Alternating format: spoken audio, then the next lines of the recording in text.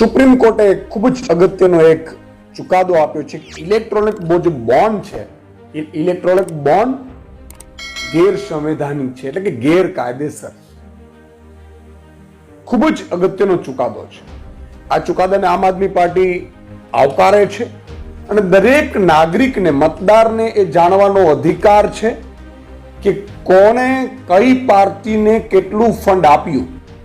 મિત્રો, electronic fund bond એવું છે કે જેમાં એસબીઆઈ થ્રુ બોન્ડ જે આપવામાં આવે એમાં ખબર નથી પડતી કે કઈ પાર્ટીએ ને કોણે કેટલું ફંડ આપ્યું છે, અને એના કારણે એવું પણ બનતું હતું અથવા બનતું હોઈ શકે. અને એટલા જ નાગરિકનો અધિકાર છે કે જે કેન્દ્ર સરકાર અથવા તો રાજ્ય સરકાર જે નિર્ણય લે છે એ મતદારોના હિતમાં નિર્ણય લે છે કે પછી કોઈ ફંડ આપ્યું છે કંપની એના હિતમાં નિર્ણય લે છે.